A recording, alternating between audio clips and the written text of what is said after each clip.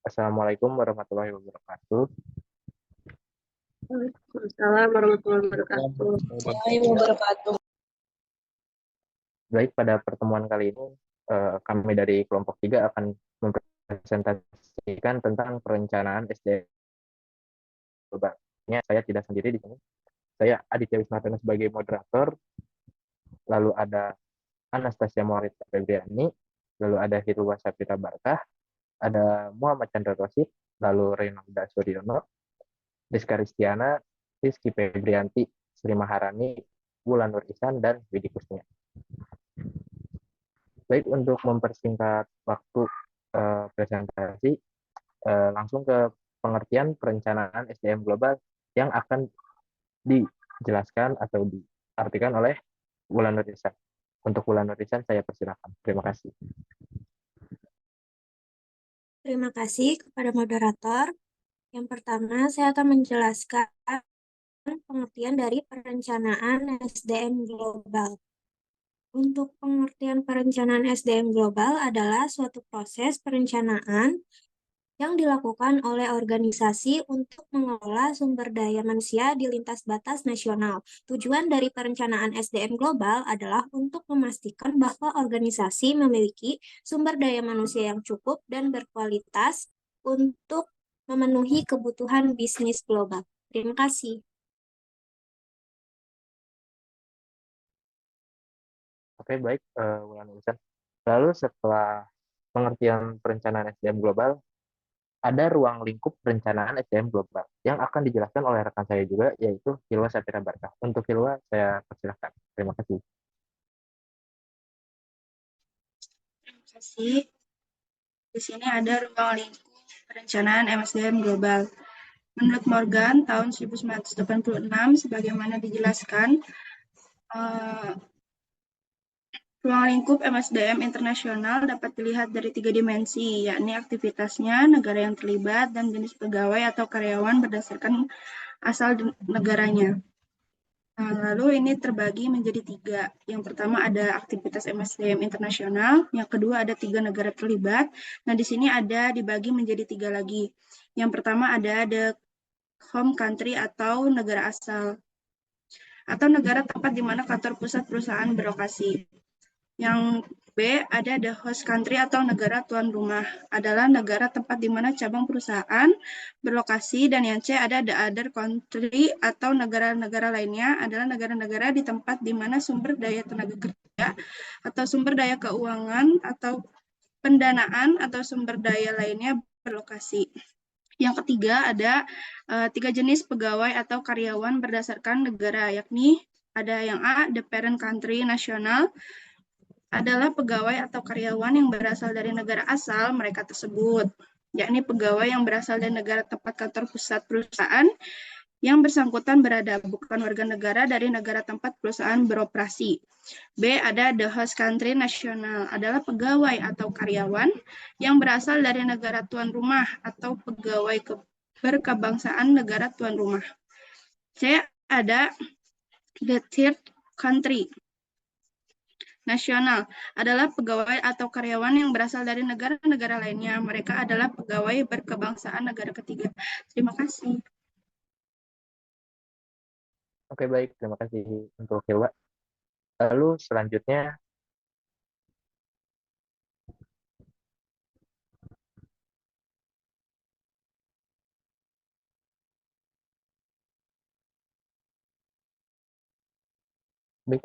ada karakteristik perencanaan SDM global yang akan dijelaskan oleh rekan saya, yaitu Widi Kusnia. Untuk Widi, saya persilahkan. Baik, terima kasih. Nah, di sini saya akan menjelaskan mengenai karakteristik perencanaan SDM global. Yang pertama yaitu lebih banyak fungsi dan kegiatan. Yang kedua ada perspektif yang lebih luas. Yang ketiga adanya lebih terlibat dalam kehidupan kerja. Dan yang terakhir ada tingkat resikonya itu lebih besar. Kembalikan ke moderator. Oke, baik. Terima kasih untuk Widi. Untuk selanjutnya, ada aspek-aspek perencanaan SDM global yang akan dijelaskan oleh Renalda Suryono. Untuk Renalda saya persilakan. Terima kasih.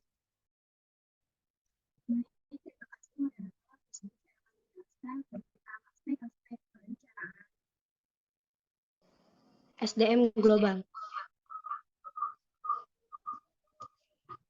Aspek-aspek meliputi yang pertama yaitu penetapan serta identifikasi potensi atau kriteria yang harus dipenuhi pada setiap level manajemen. Yang kedua yaitu melakukan proses identifikasi terhadap faktor-faktor penting dalam bisnis internasional. 3. Perumusan langkah-langkah yang harus dilakukan dalam rangka penguatan komitmen bagi pengembangan karir internasional. Yang keempat, mengaitkan perencanaan SDM dengan penguatan keterampilan yang dibutuhkan oleh para pelaksanaan dengan menggunakan perencanaan strategi bisnis. Dan yang kelima yaitu ada perluasan kesempatan bagi pengembangan diri pekerja. Dan yang keenam yaitu pembagian unit-unit dalam bisnis yang diselenggarakan dengan memfokuskan pada usaha pencapaian tujuan bisnis.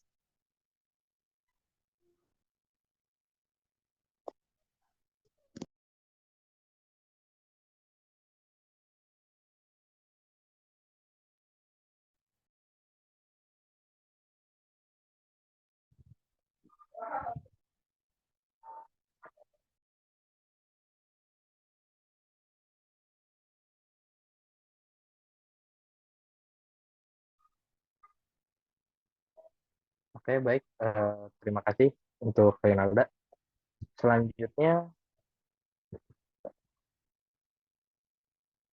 ada strategi perencanaan SDM global yang akan dijelaskan oleh rekan saya, yaitu Sri Maharani. Untuk Rani saya persilahkan. Terima kasih. Baik, di sini saya akan menjelaskan tentang strategi perencanaan SDM global yang beberapa strategi perencanaan SDM global yang dapat diterapkan oleh organisasi antara lain. 1. Pengumpulan dan analisis data untuk meramalkan permintaan maupun persediaan SDM yang diekspektasikan bagi perencanaan bisnis di masa mendatang. 2. Mengembangkan tujuan perencanaan SDM. 3. Menentukan kebutuhan SDM yang spesifik dan mengidentifikasi keterampilan dan keahlian yang dibutuhkan. 4. Membuat rencana pengembangan SDM untuk memenuhi kebutuhan bisnis global. 5. Menerapkan program pelatihan dan pengembangan untuk meningkatkan keterampilan dan keahlian SDM. 6. Menerapkan program penghargaan dan pengakuan untuk motivasi SDM. Baik, selanjutnya saya serahkan kepada moderator. Oke, baik. Terima kasih untuk Sri Maharani. Lalu selanjutnya ada langkah-langkah perencanaan SDM global yang akan dijelaskan oleh Rizky Febrianti. Untuk Rizky Febrianti, saya persilakan. Terima kasih. Baik, terima kasih kepada moderator. Mohon maaf slide-nya.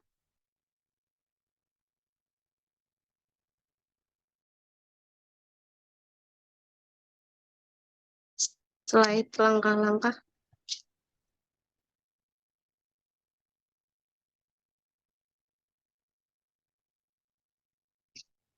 Baik, menurut Scholar, tahun 1994, perencanaan sumber daya manusia secara umum yang tepat membutuhkan langkah-langkah tertentu yang berkaitan dengan aktivitas perencanaan SDM menuju suatu perusahaan yang kompetitif. Langkah-langkah yang dimaksud adalah sebagai berikut. Yang pertama adalah pengumpulan dan analisis data untuk meramalkan permintaan maupun persediaan sumber daya manusia yang diekspektasikan bagi perencanaan bisnis di masa mendatang. Yang kedua, mengembangkan tujuan perencanaan SDM. Yang ketiga, merancang dan mengimplementasikan program-program yang dapat memudahkan perusahaan dalam pencapaian tujuan perencanaan SDM. Dan yang terakhir, yang keempat, mengawasi dan mengevaluasi program-program yang berjalan. Baik, terima kasih. Saya kembalikan kepada moderator. Oke, baik. Terima kasih untuk Rizky Febrianti yang telah menjelaskan. Lalu selanjutnya ada kekurangan dan kelebihan perencanaan SDM global yang akan dijelaskan oleh rekan saya, yaitu Muhammad Chandra. Untuk Kang Chandra, saya persilakan. Baik, terima kasih kepada moderator. Di sini saya akan menjelaskan atau menyampaikan kekurangan dari dan kelebihan perencanaan SDM global. Yang pertama ada kelebihan. Satu perusahaan dapat mengakses sumber daya manusia yang lebih luas dan beragam, sehingga dapat meningkatkan kemampuan perusahaan dalam bersaing di pasar global. Yang kedua, perusahaan dapat memperoleh keuntungan dari pengalaman dan pengetahuan yang dimiliki oleh karyawan dari berbagai negara. Untuk kekurangannya, yang pertama, satu kesulitan dalam mengelola dan mengkoordinasikan karyawan dari berbagai negara yang memiliki budaya, bahasa, dan normal yang berbeda-beda. Yang kedua, perusahaan juga harus mempertimbangkan perbedaan dalam regulasi ketenagakerjaan antar negara. Baik, saya kembalikan lagi ke moderator. Terima kasih. Oke, baik, terima kasih. Lalu selanjutnya ada tujuan perencanaan SDM global yang akan dijelaskan oleh Rizka Rizkyana. Untuk Rizka, saya persilahkan. Terima kasih. Baik, selanjutnya yaitu tujuan perencanaan SDM global. Menurut Mewa dan Gochunga tahun 2014, yaitu memberikan kebijakan pengelolaan SDM internasional yang berasal dari berbagai budaya, menciptakan daya tarik lokal tanpa mengorbankan identitas global, menghasilkan kesadaran akan kekayaan lintas budaya di antara para manajer, serta secara global, dan mempekerjakan staf lintas batas geografis, melatih budaya dan kepekaan negara tuan rumah host country. Sedangkan menurut Mondi, yaitu praktek manajemen sumber daya manusia global ditujukan untuk mewujudkan kinerja yang sukses di setiap bidang fungsional yang tidak terpisah dan berdiri sendiri, namun sangat berkaitan satu dengan yang lainnya. Terima kasih, saya kembalikan kepada moderator. Baik, terima kasih. Untuk selanjutnya ada manfaat perencanaan SDM global yang akan dijelaskan oleh Anastasia. Untuk Anastasia, saya silakan. Terima kasih.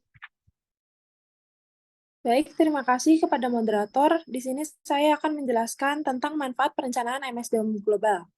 Perencanaan SDM global memiliki beberapa manfaat, antara lain, 1. Memberikan kontribusi terhadap efisiensi biaya dan kegunaan produktif SDM, 2. Mengatasi dinamika perubahan lingkungan yang dihadapi, 3. Meningkatkan kemampuan organisasi untuk bersaing di dalam pasar global.